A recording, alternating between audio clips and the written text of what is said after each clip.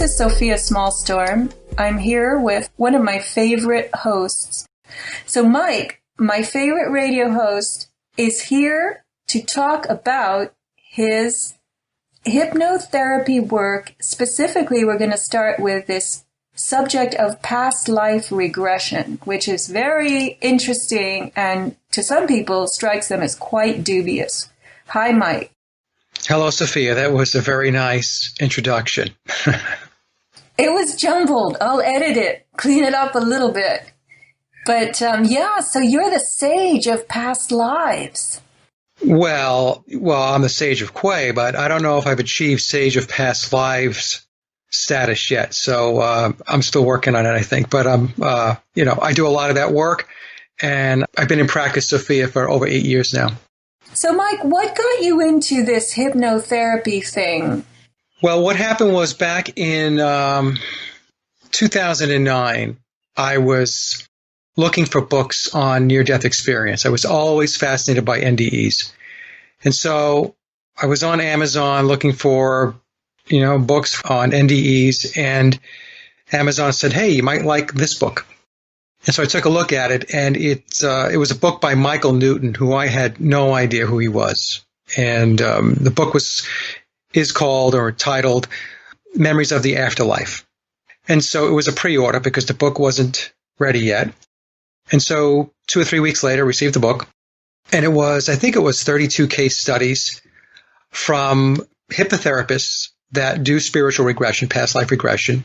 And I read the whole book in a matter of 2 or 3 nights. I was just fascinated by it.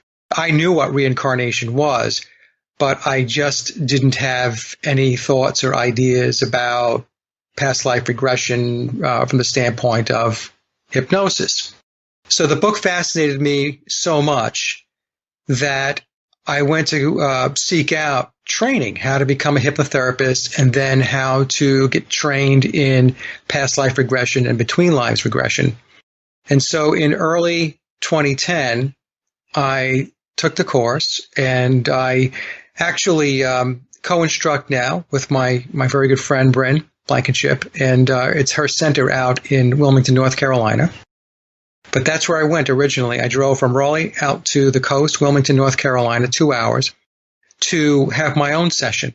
That's how much the book fascinated me. So I did a past life regression on a Thursday, stayed over in Wilmington, and then Friday I had my life between lives session. And it was so remarkable, the experience that I had, that when I left Friday, going back to Raleigh, I remember driving home and thinking to myself, I have to do this work. And so I seeked out the training. Bryn happened to be doing the training, as we still do. I took the course. I think it was in February of 2010.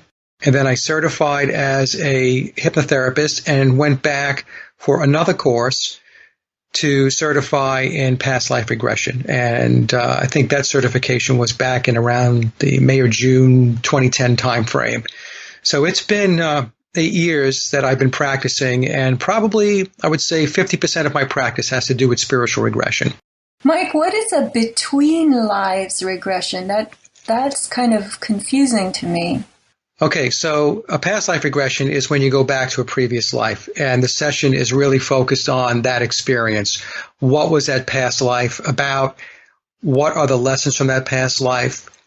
Those lessons will help you to better navigate your current life situations. Because what happens is your guides, your teachers, they take you back to a life that helps you to better understand your current life. That's essentially how it works in a nutshell. A between lives is when we do a session and you have to be in very, very deep theta state. As with past lives also, very deep theta state.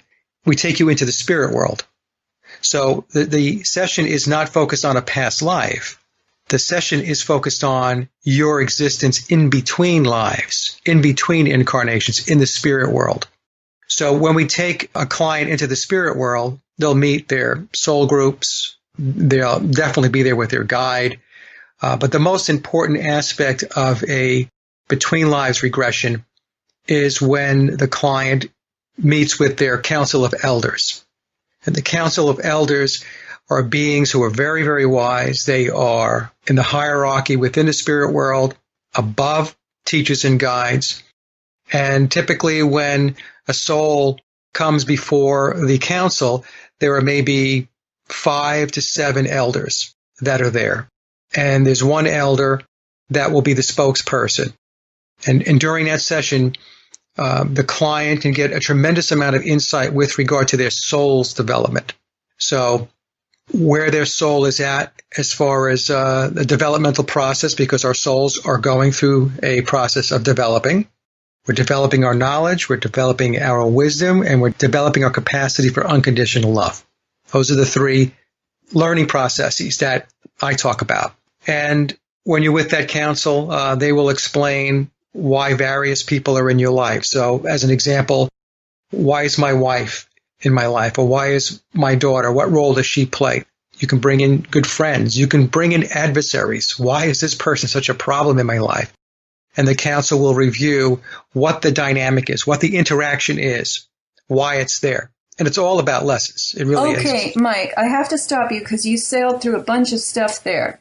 Let's go through the brain waves first, because I found this very interesting.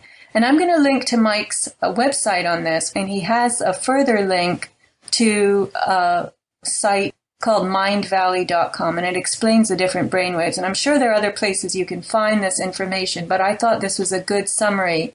And I'll just go through it. Beta waves are waking consciousness and reasoning brainwaves, and they are 14 to 40 hertz. Hertz are cycles per second.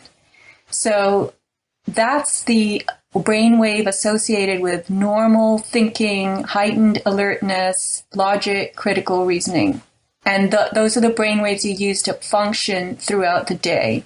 And this website here says they also can translate into stress, anxiety, and restlessness. And I would say that this has to do with the flip over from parasympathetic into sympathetic nervous system. That beta is your sympathetic nervous system brainwave, right, Mike? Yes. Okay. So then you go into something called alpha, which is 7.5 to 14 hertz. It's underneath beta, and that's the deep relaxation wave. And it says they're present when the eyes are closed, when you're daydreaming or in light meditation. Do you want to add anything to that? Well, we go in and out of alpha all day long. So the one thing I always express to my clients, Sophia, is that when we talk about beta, we're not always in beta during the day, right? So you fluctuate in and out, and you're fluctuating really between beta and alpha during the course of the day. So as an example, you would be in alpha state, as you mentioned, if you have your eyes closed and you're meditating, if you're daydreaming, if you're on the highway and you're driving and you're on autopilot and you don't remember driving the last mile or so, that's an alpha state. If you're in the movie theater, and let's just say it's a very popular movie, so there's lots of people, let's say there's 300 people in the movie theater, and as soon as the movie starts, you become very focused with what's going on the screen. That focus, that concentration is you're dropping into an alpha state. And what's happening is you are not even paying attention to the fact that there are 299 other people in the movie theater. It's just you and what's happening on the screen. So we go in and out of various brainwave functions all day long. So alpha is that state where it's a very light trance state, and we're in and out all day long, all the time. Okay, so beneath alpha is theta. That's what you were talking about when you do the regressions. You go into theta, and that's 4 hertz to 7.5 hertz, and it's called the light meditation and sleeping wave. So these brainwaves are present during light sleep, and when we have those rapid eye movement dreams, the REM dreams. So why don't you explain that a little more then to us? Well, theta is a very, very important brainwave state in hypnosis. So you really want to get your clients into a theta state. You can get work done from a hypnosis perspective in alpha. Alpha is a light trance state. But you're going to have to do more sessions if your client can only get into an alpha state. Most clients, however, can get into a theta. And when you want to do very deep levels of work in hypnosis, I always explain to my clients The deeper, the better. The theta state is prime for being able to resolve conflict that in your waking state that you're unaware of. In other words, people might have certain behaviors or reactions and they don't really understand why they behave and react the way they do. Well, you get your client into a theta state, into hypnosis, and you're going to begin to start to unravel why that behavior or those reactions exist. Theta, deep theta, is very, very important and where your client needs to be if you're going to do a past life regression. Very deep. And also with between lives. Between lives, you have to be in a very, very deep theta state. So deep would mean more at the 4 or 5 hertz point. Yes. Okay. It says also here that your mind's most deep-seated programs are at theta, and it is where you experience vivid visualizations, great inspiration, profound creativity, and exceptional insight. Yes. That's why when you get your client into a very deep theta state, when they have a past life regression as an example, Sophia, many clients will have extraordinary visuals and imagery. It might be like they're looking at photographs. That's one way that some clients get it. Other clients will say that it's like watching a movie, but it's very clear. They can see everything that's going on, even with the still or the photograph. They can see all the details of that photograph. And other clients will say that they are actually in the scene, which means they are living, breathing in that scene. They can feel the heat from the sun. They can feel the dirt underneath their feet. They can feel the humidity. They can hear water, the creek that's nearby. They can hear the leaves and the birds and stuff like that. So the clarity in a very, very deep theta state is really quite amazing. And this is universal, Mike. This isn't, I'm listening with the skeptic's attitude a little bit, although I'm not a skeptic at heart. But just in case there are people out there going, oh, this is all ridiculous. It's all coached. People are making this stuff up when they're in these relaxation states, and the hypnotist is only just encouraging them to imagine stuff rather than relate to a setting in which they are a participant. They're not creating this from their imagination. Do you understand where I'm trying to make a distinction? Oh, yeah. I hear that all the time. Yep. So they're talking about what we refer to as constructed memory. Now, the key to being a good hypnotist or a good hypnotherapist is that you never ask leading questions. Never. What you do is your job is to facilitate the session and to navigate the client through the various levels of trance states. So from beta to alpha down to theta and deep theta. And you work the session so that these images, these feelings emerge from within them. Now, what usually happens, and I explain this to my clients as well before the session starts, that when you read books and you watch documentaries, they like to play up the visual aspects of past lives and between lives. But the truth of the matter is everybody will get some level of visual. I can tell you that. I've never had a client come in my door after over 8 years and say that they didn't have any visuals during a past life. The degree of visuals will vary, but I've never had anybody not have visuals. But the emotional and the feelings, sensory perceptions solidify first. So think of that as like the foundation of a house. So the emotional aspects of what's going on or what they're feeling, the kinesthetics, that comes together first. And then once that establishes, then the visuals start to come. So think of the visuals as like framing the house on top of the foundation that was built, the foundation being kinesthetics and feelings and emotions. And what I do is, and what a good hypnotherapist that does this work will do is, like I said, we don't ever ask leading questions. We ask the clients, what is it that you sense? What is it that you notice? How are you feeling? Questions like that. And then the client explains to us or tells us what it is that they are experiencing. And then we will ask questions, follow-up questions based upon what it is that they give us as far as feedback goes. Now, when people will say, well, yeah, they're just making this stuff up. So the example I use for that is, let's just say you're having that debate with me. I will say, okay, it's 15:06 and you're in Italy, go. And they'll say, well, what do you mean go? Tell me about it. Tell me what Italy was like in 1506. Explain it to me. Tell me about the buildings. Tell me about how people are dressed. Tell me about the transportation. Tell me about the environment, the scenery, your surroundings. Tell me all about that stuff. Well, they'd have to stop and actually try to construct something. Okay. And let's just say they can do that. Let's just say, well, I remember watching the History Channel, about a couple of months ago. So I'll give them this. And then we move to the next scene, the next relevant or significant event in that life. And you have to do it again. And then I move you to another one and another one and another one. Usually 7 to 10 significant events or relevant experiences along the timeline. You'd have to make it up 7 to 10 times. And then here's the kicker. In the end, it all comes together. It comes together as one cohesive storyline with lessons and messages. Well, how did that happen? Did you construct that too?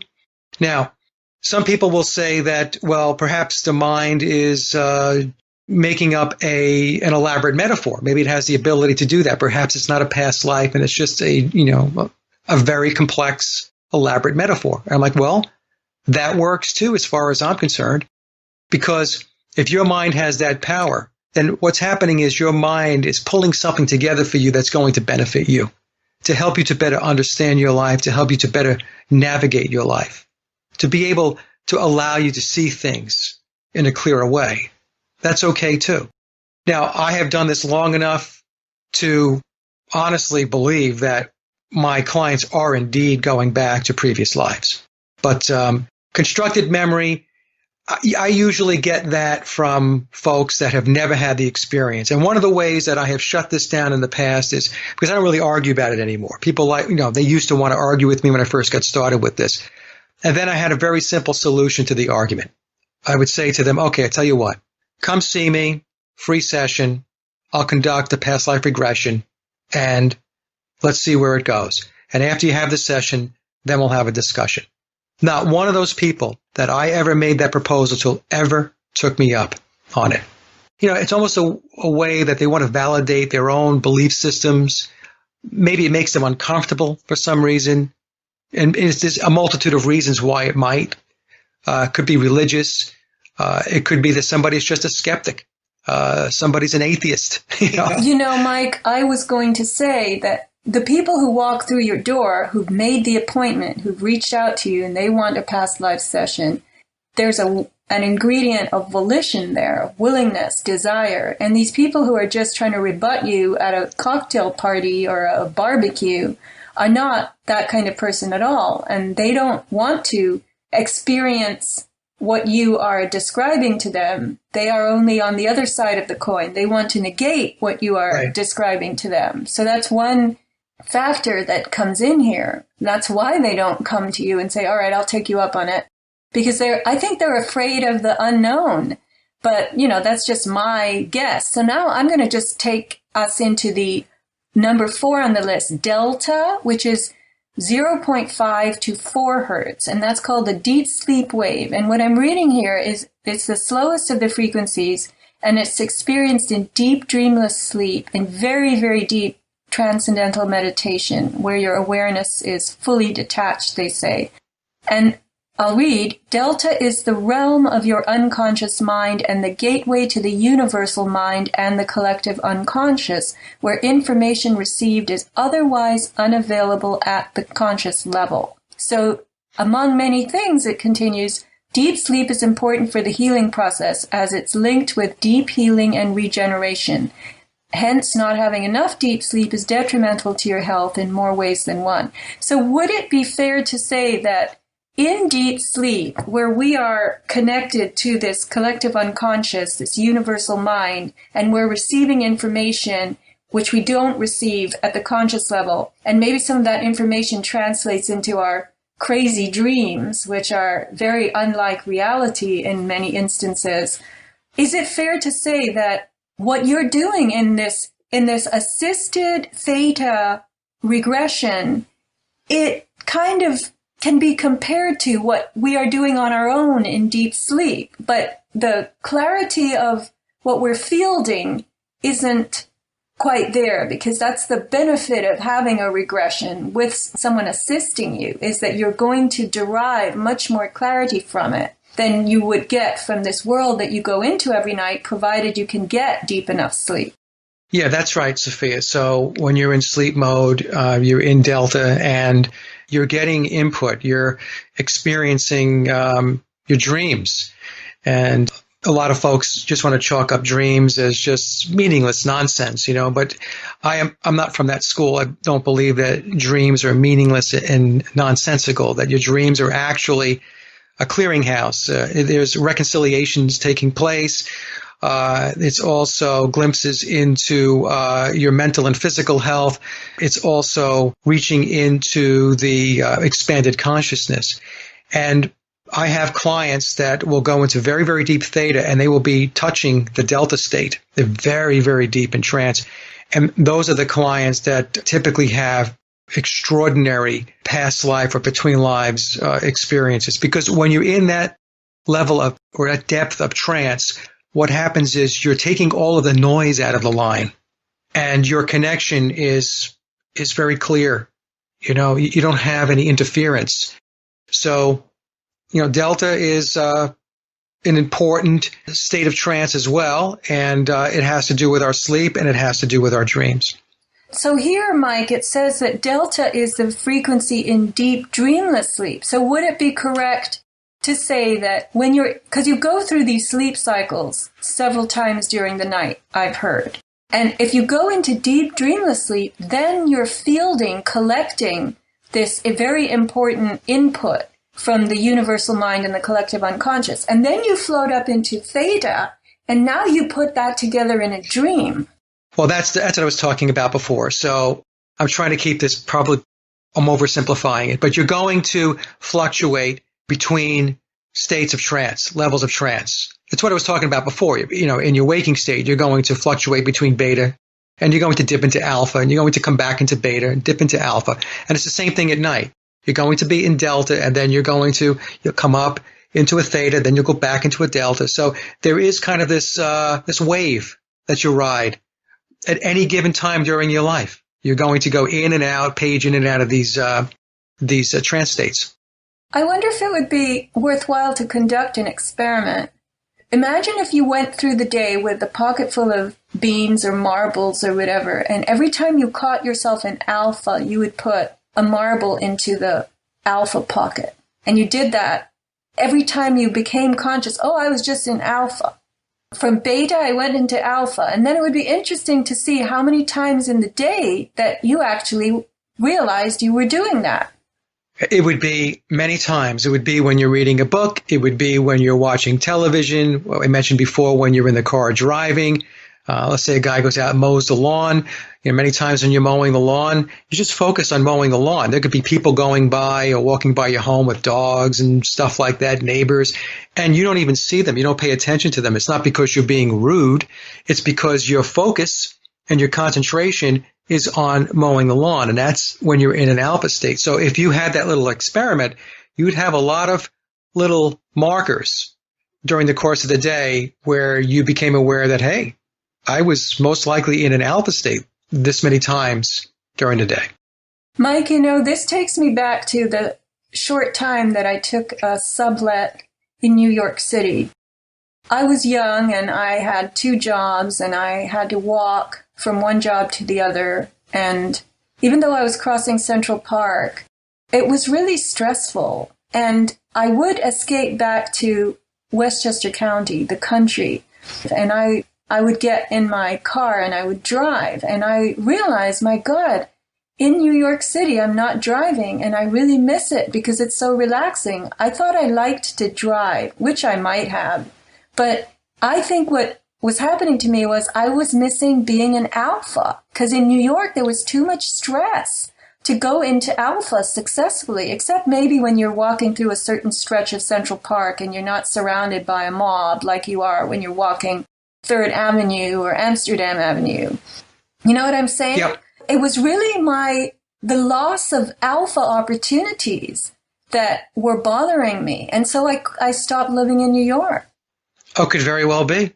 It could very well be that when you were in alpha, you were kind of lost in your thoughts, and you had time to reflect on things. And so when you're not in your car, because that's what you were doing in your car, perhaps, well, you're doing something differently. And perhaps that opportunity to drop into that alpha state is just not there when you're not in the car. And let's just say you had to walk or take the subway or the bus, different environment. So your mind's going to operate differently. And maybe if you were used to it, maybe New Yorkers who are veteran, lifelong New Yorkers, they can go into alpha on a bus or a subway, which can happen. The subway is so loud, you're hanging on your strap or your pole and you're in another place.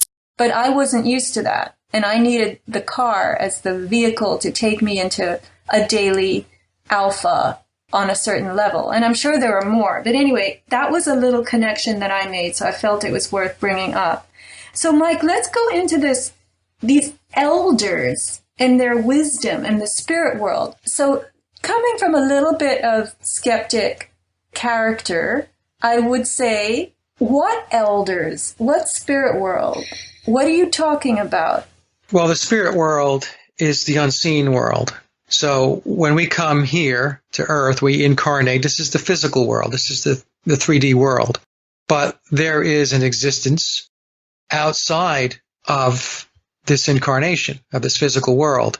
We are coming here to have our experiences, to develop our soul's lessons and education through the physical incarnation. So for whatever reason, the creator, source, God, however you want to refer to God, source, or the creator, has determined that the development of a soul is going to require having to incarnate into these physical realities to experience the myriad of experiences, which, could be almost unlimited, to be able to develop the soul. So the soul will develop, understand emotions, and the soul will understand love, hate, good, bad. It'll understand family dynamics. It will understand all kinds of experiences.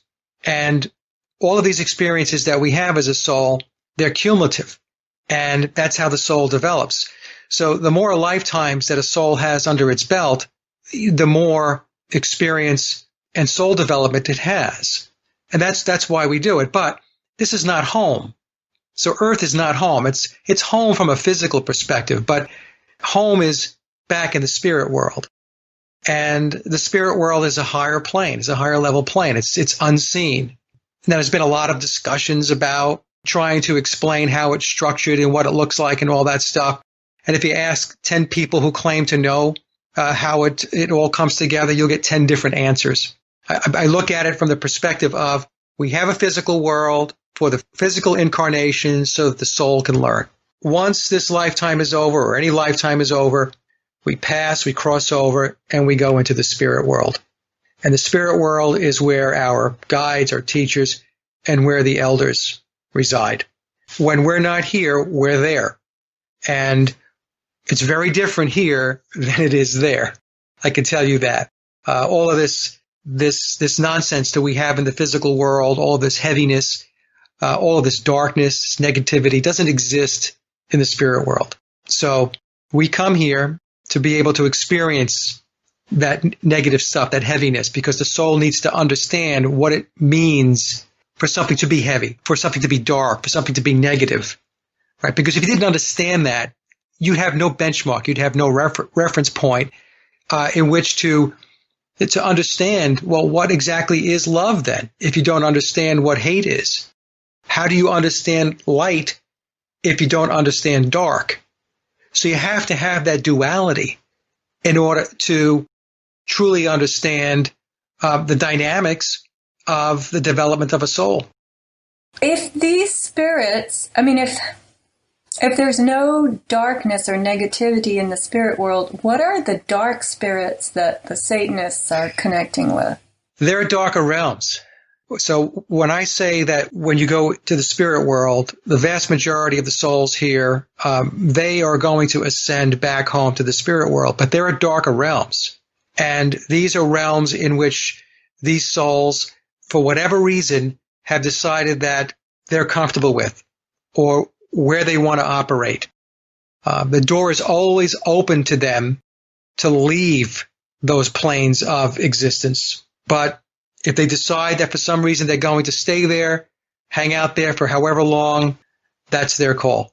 So, yeah, so I want to make sure that I don't oversimplify this thing by saying it's just you die and you go, there's only this one great plane of existence. Well, I mean, there is that great plane of existence, but there are other planes where things aren't as happy and there is a heaviness to it. There is a lower vibrational frequency to those planes of existence.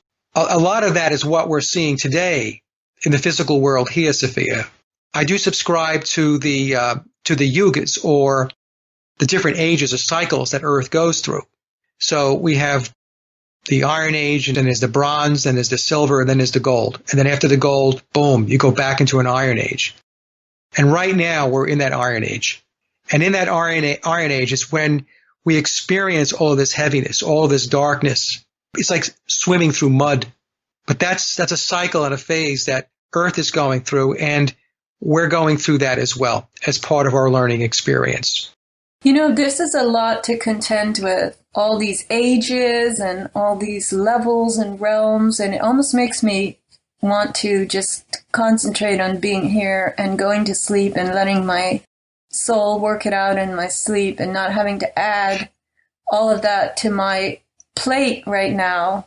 The thing to focus on, Sophia, and I completely understand when you say, oh, you know what, this is a lot of stuff to try to digest, and maybe I'll just see if I can allow my soul to just do it, whatever way it believes it needs to, maybe at night or doing some meditation, whatever. The important takeaway is that we really need to get back to being connected back to spirit. The thing about this age that we're in, it is intended to drive a wedge between humans and their soul and the Creator.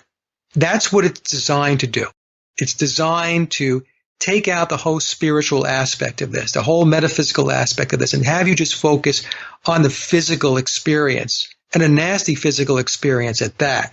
So what I tell folks, and my clients, my friends, my family, is you need to step away from this dark stuff. It's okay to research it. It's okay to look into it. It's okay to understand it, but do not invest yourself in it or overly invest yourself in it, because you are putting your energy in a place that's very negative and very dark. So understand it, take a step back, focus on the positive, focus on the light, focus on your spirit, do your inner work, and make that connection back to spirit, back to the Creator. That's what you need to do. And that's what I have been doing. It's not easy. It takes discipline to do this, because it's very easy to get knocked off track. It really is. Something can happen in your life. You could read something, you can watch something, and all of a sudden it can send you into a tailspin, and you can wind up stumbling a little bit. But the key is, as soon as you sense yourself stumbling a little bit, is to recognize it and then pull yourself back up and put yourself back on the track. That's what's important. This is a spiritual journey. This is not so much a physical journey. People who invest too much in the trying to correct the physical aspects of this are really banging their head against a wall. Because if we go back to the age, the Iron Age, that is what this age is all about. And it has to go through its natural cycle. I believe we're in the transition period now, going from the Iron into the Bronze. If you talk to Martin, he will tell you that December of 2012 was very important. What that was the end of the age of Pisces and our entrance into the age of Aquarius, which just so happens to coincide with the transition we're going through now from the Iron Age into the Bronze. The key is for us to understand that the physical world is an illusion. It's real only in the sense that you're here, you're experiencing it, but you have to understand that your soul is here to understand that it's an illusion, to understand that there are lies and there is deception, and that there's this concerted effort to separate you from your spiritual part, to separate you from your spirituality, to disconnect you from spirit. That's very, very important. And a lot of people don't focus on that. And organized religion, unfortunately, does not fill that gap. It doesn't close that gap. And I know a lot of people are listening to this right now are going to be very upset with me, especially if they're part of the institutionalized organized religions. But look, that's been my experience because I was born and raised as a Roman Catholic, and I did spend time in a non-denominational evangelical church for a number of years. So I do see the other side of the coin. I'm not just talking, out of school here. I know what that stuff's about, and I've made the transformation away from that to where I'm at today and doing the work that I'm doing today. So this experience is dense, and it intends to, or it's designed to drive a wedge between us and our soul. That would be one thing. Yes. And our source. Let's just call it source. Yes. And have us fail to connect to source and to feel stranded and alone and stressed out and frightened and anxious and menaced. There's a lot of menacing in this existence, and especially now that they've brought all their stupid rules and regulations and uniform commercial code and politically correct, and people are being taught to menace one another. I think the human inclination to cooperation and helpfulness, that's being crumbled deliberately, and we're being pushed into competitiveness and conflict and resentment of each other, right? Right. So the experience here is all about those kinds of feelings. And those feelings, if you've got too many of them going on, they will separate you from your source. They will make you forget that you're not this. This existence becomes so hyper real if all you do is concentrate on those feelings and your reactions, that you will forget that you're not here to respond and react. You're actually here to create yourself, right? That's right. That's right, Sophia. So what is going on today, and it's been going on for a long time, is the breakdown of the mind-body dynamic. Your mind and body have to work together. So a healthy mind and a healthy body is going to result in a happy life. That's just the way it works. So if we take a look at what's going on, the fluoride in the water is going to calcify the pineal gland. We've got GMOs, we've got the aerosol spraying, we've got vaccines, we've got all of the lying, the deception, all of the fear, all of the scarcity that is imposed upon us. It makes people worry. It makes them anxious. It makes them fearful. So what happens is you're trying to survive versus thriving. And when you're in survival mode, you have a level of paralysis. You're not investing in yourself. You're not investing in your inner work. You're not doing what you mentioned, creating. You're not creating. You're not using your imagination. You're not optimizing your life. You're just trying to survive. You're just trying to get from day to day. And this is what the controllers have done. So they are trying to not just steal your mind, but they're trying to steal your spiritual connectedness back to source. That's the other aspect of this that many people don't focus on. So, because I'm still looking at this page, this mindvalley.com postings on beta and alpha and theta. Yeah. So it says here, the voice of beta can be described as being that nagging inner critic that gets louder the higher you go into beta. So the more you approach the 40 hertz parameter of beta, top parameter, you get that critic getting louder and louder and louder. And hey, what if? And what if this happens? And then you do that. And then what are you going to do? So it says a majority of adults operate at beta. So it's little surprise that stress is today's most common health problem. And I would say that this existence wants you to be in high beta at all times.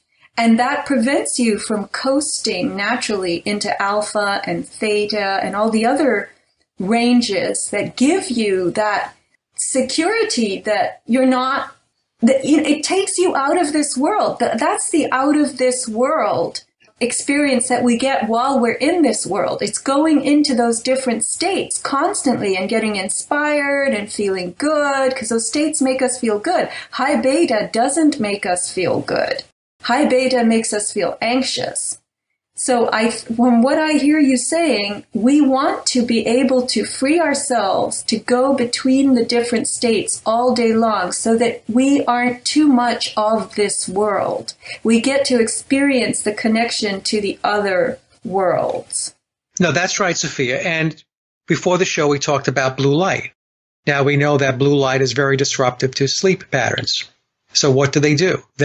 They flood the population with blue light, whether it be your phone, it be your computer, or whatever. So they definitely want you to spend the vast majority of your time in that beta state. They don't want the natural ebb and flow of going through the various brainwave states. They don't want that. They're always disrupting it. Always disrupting it. How many people today can't even go to sleep? They have to take sleep aids like Ambien in order to nod off. They've got people on psychotropic drugs. We've had all of the Wi-Fi EMF frequencies just flooding the place. This is all interfering with that mind-body dynamic that I referred to before. And this is why, as this particular website says, that it's little surprise that stress is today's most common health problem. And I can validate that because I mentioned earlier that 50% of my practice is spiritual regression, past lives, between lives, and just various types of spiritual journeys under hypnosis. But the other 50% is clinical. So I deal with clients with anxiety, clients with fears, phobias, smoking cessation, weight issues, and so on. And I can't tell you how many clients come in and they're completely stressed out. They don't know whether they're coming or going. And it's creating health issues. They can't sleep. They're gaining weight because of stress, and the list goes on and on and on. So this manipulation of our natural process is definitely in play. And I'm very glad that you made that correlation because that's exactly what's going on. Well, tell us, Mike, number 5 on the list is gamma. So there's a gamma state above 40 hertz. So high beta, where we don't want to be, is the high 30s. Up to 40. And then above 40, we get gamma, and they call it the insight wave. And they say this range is the most recently discovered and is the fastest frequency at above 40 hertz. I guess the fastest natural frequency? I'm not quite sure what that means. So it says, little is known about this state of mind. Initial research shows gamma waves are associated with bursts of insight and high-level information processing. So they call it the insight wave. It's what, I guess, when you have your really climactic aha revelations. To be honest with you, I don't know a lot about the gamma wave. What I know about it is what you just discussed. And I'm a little leery of it because on one hand, they're saying if you're in beta, which is 14 to 40 hertz, and that is the frequency where stress is predominant. And now they're telling you in gamma above 40 hertz, you have insight. I don't know. So I have not put a lot of thought into it, to be honest with you, Sophia. There's also another terminology which is called super consciousness. That you'll hear that thrown around a lot too, especially in the New Age factions, where they'll talk about super consciousness, and that also is very ill-defined. So I can't really add more to this except that I'm a little leery of it, and to put my conspiracy hat on, I'm thinking perhaps it's something that's being introduced as part of transhumanism. Well, that could be, Mike. And as you were talking, I was just thinking, I'm a person who goes into hyper beta a lot in order to analyze and critically deconstruct and reconstruct, let's just call it material. I'll come upon something and processing it, thinking about it. I'm super conscious, not in the kind of super consciousness you were talking about, but I'm very, very conscious and working very hard in my brain. And then, boom, I get this connection and I say, oh, so it could be that I got a ping from above the high 30s where my mind was furiously grinding gears, and that could be the gamma, the insight. because it's very brief. You don't stay in that. It just comes, it hits you, and it connects all kinds of dots. And then it's your job to try to retain what you just went through in order to explain to others this ping that you got. So that could be gamma, right? It could be. I can make an argument that what happened was you actually dipped below into one of the other states, like an alpha state, and that's where it came together, and then it came into your waking state consciousness, and that's how you got the ping. So I can make that argument too, because when you're in the alpha state, that's a state where there's a lot of creativity that takes place. So musicians, as an example, painters, writers, will spend a lot of time in alpha state. And that's where they have those moments, those aha moments. All of a sudden the lyrics come together, or all of a sudden the right chord progression comes together. And then it rises up into your beta or your conscious waking state, and you apply it. So I can make that argument too. So I don't know enough to be able to say whether it was gamma or if the person dipped into alpha and went back up into beta. Well, Mike, let's connect all this to the Earth's natural frequency range, which we've heard of as the Schumann resonances. Yeah. And it also describes the Earth's electromagnetic field. And the Schumann resonances range from 0 hertz to 40 hertz, which I find very interesting given this brainwave lineup here. And most of the time, it's between 7 and 12 hertz. So that would be, on this chart, the alpha range, 7 to 12, that's 7.5 to 14. And it only peaks. Now we're talking pure electrophysics of the Earth. The frequencies of the Earth peak in nature occasionally, for instance, in certain equatorial thunderstorms, and they go as high as 30 to 40 hertz. They peak at 40. They don't get higher than that. And what we've done is we've introduced electrification into our world, where we've got, houses that are wired at 50 and 60 hertz. And then we've got all these devices running at higher hertz, for instance, the telecom devices that we use. And it's difficult for me to relate all this to the chart here, the brain waves. But I'm guessing that the brain waves match the Earth's frequencies. They're correlated to the Earth's frequencies. And our brains should not be battered and banged with radio frequencies, for instance, which are much, much higher. So do you want to talk about these states in relation to the Earth's frequencies? Do you know anything about that?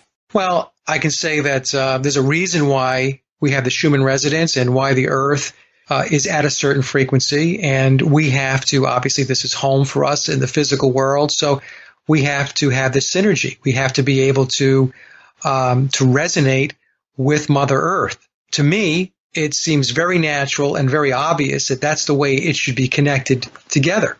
Humans, other life, and Earth. So the disruption of those frequencies through the EMFs and the Wi-Fi and the 5G technology and all this other stuff has been rolled out or is going to be rolled out is very disruptive to the natural order. But trying to get people to understand that is very difficult because, first of all, most people don't even know that Earth has a frequency. They don't know anything about the Schumann resonance. And most people have no idea about where they're supposed to be brainwave-wise and how they're supposed to function from a frequency perspective. So I guess, to sum it up would be, it makes perfect sense to me that the Earth is where we are at, or we are at where the Earth is at, however way you want to look at it. And it's abnormal what they're doing with frequencies in our environment. Again, it goes toward what I was saying before. It's the breaking down of the mind-body dynamic. That this is what's at play, right? So it's just another example, Sophia, of where they're chipping away. In one of the shows, the glyphosate show, we said that their understanding of humans, how we're connected, how we're wired, our DNA, all this stuff is far more advanced than they will ever come clean with, and far more advanced than most people would even begin to even fathom. And so this is another example, in my view, of another place where they have a complete and total understanding of this synergy that's supposed to be in place between humans and Mother Earth, and they're disrupting it. So, just another area where things have gone afoul. Mike, let me throw in a suggestion then, because, I don't know if you had a chance to listen to my interview with Marcia Singer. Did you? Not yet, no. Oh, you were supposed to. All right. In that show, Marcia mentioned in her description, it was her deep grief over something that was a prolonged state of despair and grief. And she just succumbed to it. She yielded to it. And she got so noodle-like, just giving up, a bowl of jelly. That's what I mean when I say noodle-like, spaghetti, weak, that she finally felt secure. She felt like she was being held. There was some security around her. And she then derived that we could actually reach a place of security. And so as you're talking about this natural world where all is well in that frequency range, Marcia would then say, "May I be safe." When she went into the jelly state, she would finally say, "May I be safe." And that was a pronouncement. It wasn't asking something or someone for permission to be safe. It was a pronouncement. May I be safe. May I be secure. May I be well. And she later added the term benediction. It became the descriptor of such a statement. You pronounce a benediction upon yourself. Bene, in etymology of language, is good. In Latin, and diction is to speak, to say. So what you're saying, good.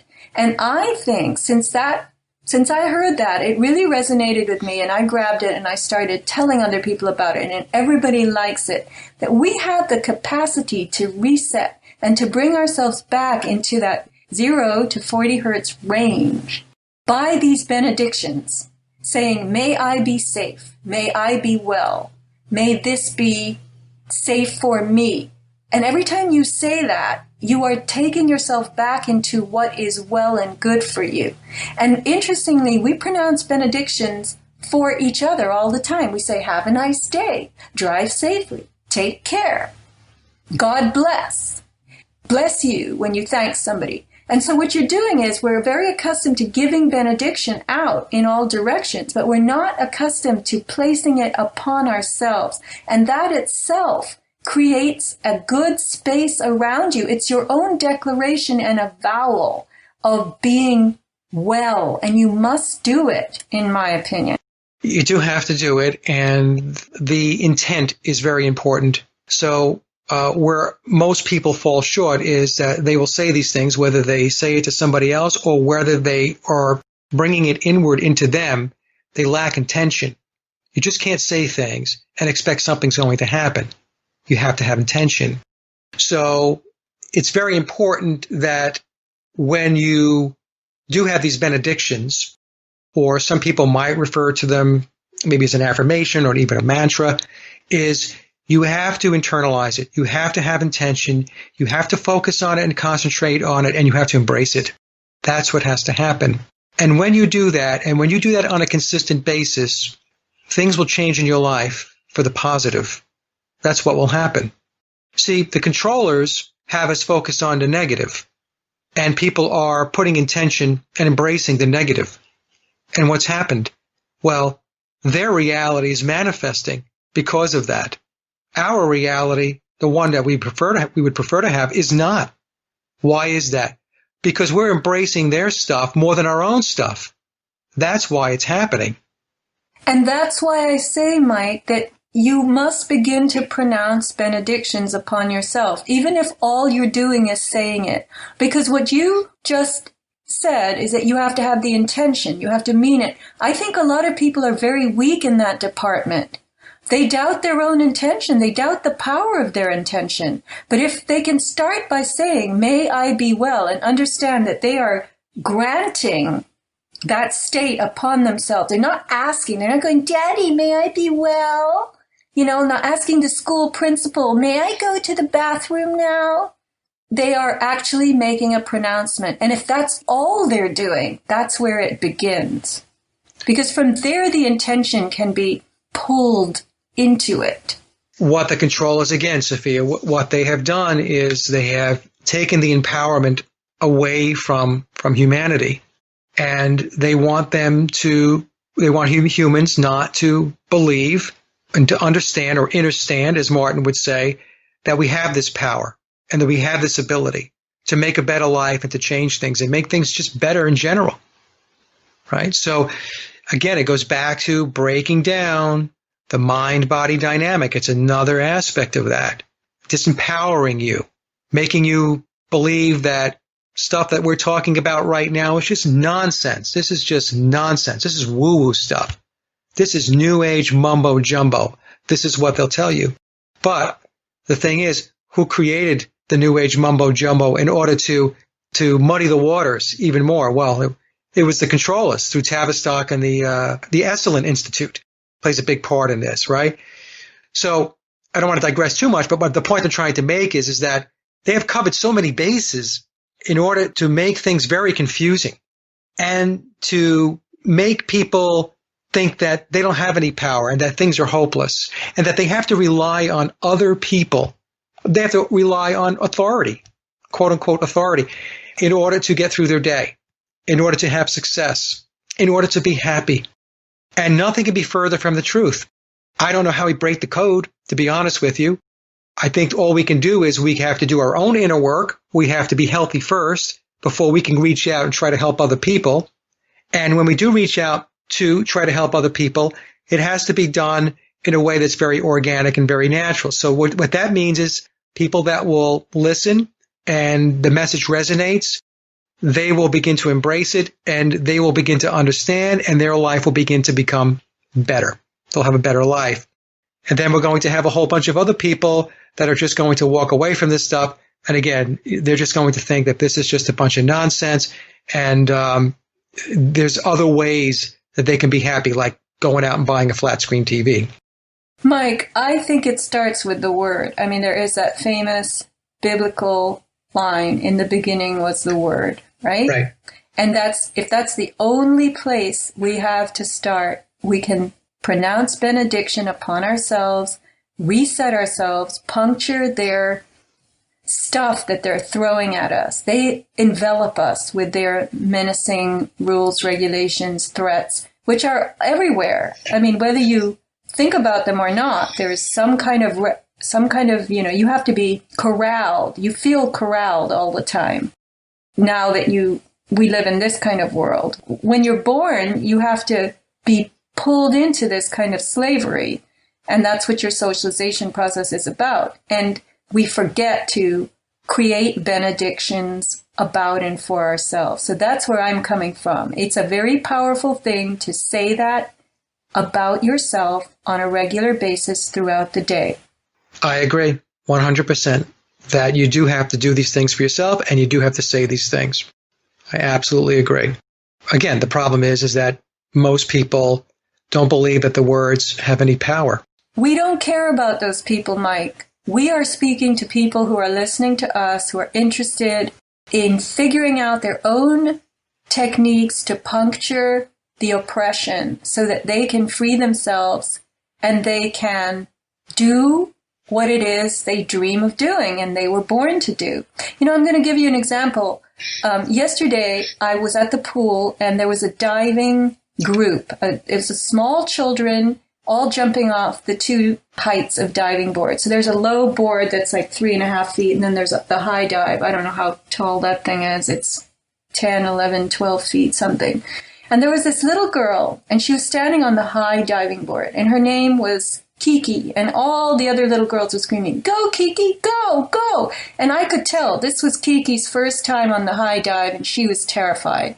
And this encouragement she was getting from her friends, "Go, Kiki, go, go, Kiki, just do it, go, go." And they were all screaming and jumping up and down and trying to get her to jump off the high dive. And she was cowering. And you could see what was going through her head. "Oh, I can't. And in the end, she turned around and she climbed off it. And I thought, oh, Kiki, jump, you know? And I put myself in her shoes. And as I was watching her, I was thinking, if you had jumped, you would be free. Because what's constraining you is your fear. I mean, all these other kids are jumping off this high dive board, but you're not, because you're hemmed in by this fear, by this perception. So I actually went over to her and I told her that. And I said, look, I said, the other kids do it. You can do it too. And you would be free if you did this. You would be freeing yourself if you jumped. Because what you're not free of is the fear. And she looked at me and she said, thank you. And then the instructor, she was actually a supervisor at the pool, she said to me, she has 8 more weeks. I said, what are you talking about? She said, this is a class. This was her first time that she even went off the 3-foot board. So no wonder she was scared of the 11-foot board. And I explained to the instructor, the supervisor, that, I told her, just, that's your freedom, going off that board. And someday you will do it. Next time you will do it. And that's what we're held back with. We're held back with the fear, and once we jump into the fear and through it, then we're free. So anyway, that was my little story from yesterday. That's a great story. And pushing through fear is one of the most important things that anyone can do. And that's something, Sophia, that I deal with a lot in my practice, in particular on the clinical side. Fears get in the way. Fears keep people from excelling. Fear keeps people from optimizing their lives. What fear does is it paralyzes people. It instills self-sabotage. People will actually sabotage themselves in order to not be successful. Why? Because there might be a fear of actually being successful. I've never been successful before. I don't even know what that feels like. But I do know what it feels like to be fearful, so I'll just stay here. So it's almost like they land in a comfort zone that is unhealthy. So granted, it is completely unhealthy. So your advice to that little girl was great. Just push through it. Push through it, because once you do it, it's liberating. It's freedom. You've broken through the wall. And that's a very, very important piece for anybody who's listening to this, because we're surrounded by fear. They just deluge us with fear. And once you can push through it, you're going to see a light at the end of the tunnel. And it's going to be a bright light. And it's going to be very beneficial to your life going forward, because then you're going to see, well, if I push through the fear on that particular topic or that issue, then I'm going to push through it here. And before you know it, you're breaking all these walls down. And then you'll be in a better place. Yeah, and actually I didn't use the word fear with her more than once or twice. I think I was trying to tell her, when you jump, you're free. And it's the freedom that you're jumping with. Good, yep. Yeah, because I could feel it. If she just jumped, I was looking at her, she would be free. She would be in the air, and it's just that 1 second, but you could see how powerful the mind was, and it just kept her cowering, and her little feet were kind of backing up, and then she backed off the board and went down the ladder, and the class was over, but she has 8 more weeks, just like the supervisor said.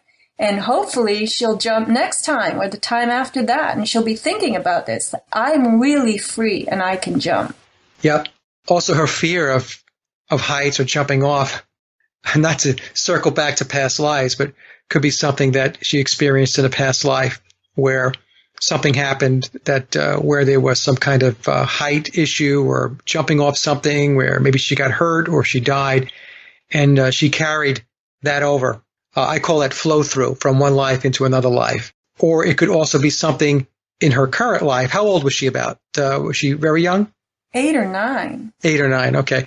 So it could be something in this life where something happened. Here's an example, right? Here's something that this actually came out through a client session going back a few years ago. I had a client that was very scared of heights, and they couldn't figure out why. They just couldn't figure out why. So I regressed them back. And what happened was they were in a mall, and it was one of those malls that has the 2 levels. And the second level had a fence, but it was glass all around the second level, and you were able to look down into the atrium area of the mall. So what happened was, this was a little girl, not in the chair, it was a woman, but when she was a little girl, she was looking through that glass and watching what was taking place down in the atrium at the first level of the mall. And her little brother, thinking it was funny, what did he do? He shoved her into the glass. And so that created trauma. And what ran through her head was, oh my God, all she saw was she was going to fall 20, 25 feet, whatever it is. So I'm just bringing that up. I know it's kind of like out of left field, but my point being is that the fears that people have to do with events that took place in their life. And many times they don't even, in their conscious state, realize or understand what happened in the past. It's suppressed. And so they go about their life being fearful or concerned about something or reacting and behaving a certain way that is undesirable, not understanding why. So in the case of that little girl being 8 or 9, there could be something like that. It could be something that happened previously when she was younger, or it could go back into a past life as well. Right. In her case, I truly think she just went off the 3.5-foot board. Yeah. And now she was encouraged to climb on the really high one, and she wasn't ready. That's all. Yeah, it could be that too. It seemed that could be the simple explanation. But yeah. You're right. There are all kinds of things that have lined up in our lives that we've forgotten about or repressed that affect us on a daily basis. And then there's that huge host of stuff that could have happened in past lives. Well, Mike, we're coming upon my usual 1 hour and 15, which seems to be a good ending point for our show. So thank you again. All right, Sophia, thank you.